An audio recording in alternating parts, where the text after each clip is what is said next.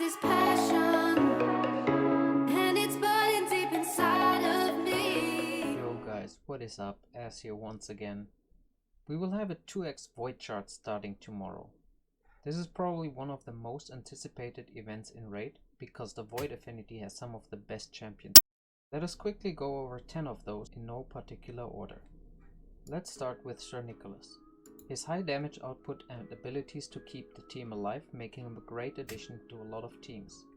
His A1 has an irresistible freeze on a 50% chance.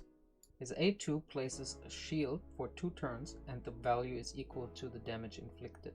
Those shields scale up to tremendous amounts. And if this wasn't good enough, he also places an unkillable buff and continuous heals on all allies for 2 turns. With a 33% ally HP aura in all battles, he's one of the best champions to bring in your dungeon teams. Venus. One of the best support champions in the games. Her incredible base speed makes it easy to build her fast. In addition, she is one of the few AoE HP burn champions. Let's quickly go over her skills.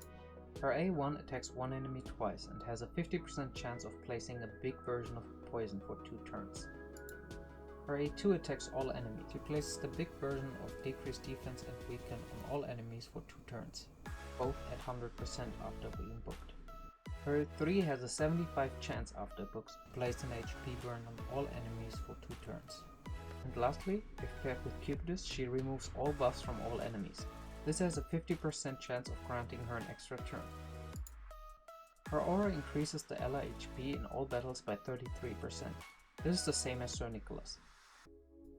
The next on the list is Maneater, an epic from the Ogren tribes. His A1 is an attack down. His A2 fully depletes the turn meter, fills his champion's turn meter to the equal amount of the target lost. This is great in arena. And lastly, this is what this champion is known for. He places an unkillable buff and block debuffs on all allies for 2 turns. He also has an aura that increases the HP in dungeons by 33%. In the arena it's mostly about how fast you can kill the opposing team. Chris will put a great dampener on any team that looks for a quick sweep. His A1 attacks all enemies. In addition, after books has a 50% chance of placing the big version of speed decrease. His A2 will also attack all enemies. He places an ally protection buff on all allies except this champion for 2 turns. He will get 2 continuous heals on himself and it increases the duration of all ally buffs by 1 turn. If this was not enough, his A3 provokes all enemies. He will grant them an increased speed buff and himself an increased defense buff. Lastly, his passive. At the start of each round, places a shield buff on all allies for 2 turns equal to 50% of this champion's max HP. He has a 75% chance of placing a decreased defense buff and 50% decreased attack debuff on the attacker when hit. This paired with his provoke can seriously disrupt any team. Seer. Speed clearing dungeons on another level. Seer's outstanding nuking capabilities make her a top contender for champions to bring in your team. Oh, have I mentioned she is an epic? Her A1 will give you a 20% chance of granting an extra turn.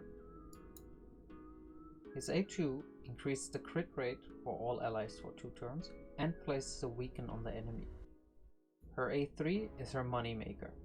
It removes all buffs from all allies and enemies, then attacks all enemies. The damage increases according to the number of removed buffs. Has a 50% chance of placing a sleep debuff on all enemies. This chance will increase by 5% for each buff removed. This ability is based on the enemy max HP. However, keep in mind it inflicts less damage to bosses, so you will not hit on bosses as hard as a Cold Heart or Royal Guard. Her aura provides resist in all battles by 40%. Sifi is arguably the best supporter released in recent times. A turn meter increase with 114 base speed would already be enough, but she provides additional useful buffs with the same skill. Her A1 places a sleep debuff if the target's turn meter is equal or above 50%. It cannot be resisted. It will also heal allies by 5% of their max HP if the target's turn meter is below 50%. Her A2 fills the turn meters of all allies by 15% and places block debuffs, increased defense, and a 30% speed buff on all allies for 2 turns. By far the best turn meter increase skill in the game. Her A3 revives a single ally with 55% and a full turn meter, places increased attack and crit rate buff on it for 2 turns. She really does it all. Her passive heals each ally by 15% of their max HP at the start of their turn. She also has a 40% chance of removing freeze and fear debuffs from all allies at the start of their turn. If there's a Rotos on the same team, she will remove all debuffs from him at the start of their turn. With resist becoming more important in the endgame, she also provides an aura to increase the resist in all battles by 80. Dungeons, arena, faction wars, you name it. Madame Ceres is great wherever you put her in. Her kit makes her one of the most desired champions. Her A1 has a 20% chance of placing a fear debuff for 1 turn. This chance increases to 30% if the target is under 1 debuff, or 45 if the target is under 2 or more debuffs. This can be great for disrupting the enemy team. Her A2 has a 40% chance, booked up to 50, to steal a random buff from each target. This will hit all enemies. It places a block debuffs on all allies for 2 turns if any buff is stolen. Additionally, it will place a true fear debuff for 1 turn on enemies who have buffs stolen. Her A3 makes her probably one of the more exceptional champions. She will remove all buffs from the enemies, place a 50% decreased attack and 60% decreased defense debuff on all enemies for 3 turns. It can be booked down to 4 turns cooldown. Her passive will place a shield on herself for 10% of the max HP at the start of each turn. When being attacked under a shield buff, she has a 35% chance of placing a fear debuff on the attacker for 1 turn. Next on the list is Hegemon. With immunity gear still being a rarity, Hegemon is a thorn in the speed meta. His A1 will attack twice at random. Each hit has a 35% chance of placing the big version of the speed decrease for 2 turns. This can be booked up to a chance of 55%. His A2 will attack all enemies. It places a 50% decreased attack debuff on them, and also has a 50% chance of placing a block cooldown skins debuff for 2 turns. Enemies with this debuff attached can only use their A1. It's similar to a taunt. And now you will see why this champion is so exceptional. His passive will always let him go first in each round. If there are multiple Hegemons in battle, the Hegemon with the highest speed will move first, followed by the next highest, and so on. This basically means that the speed meta is irrelevant for you.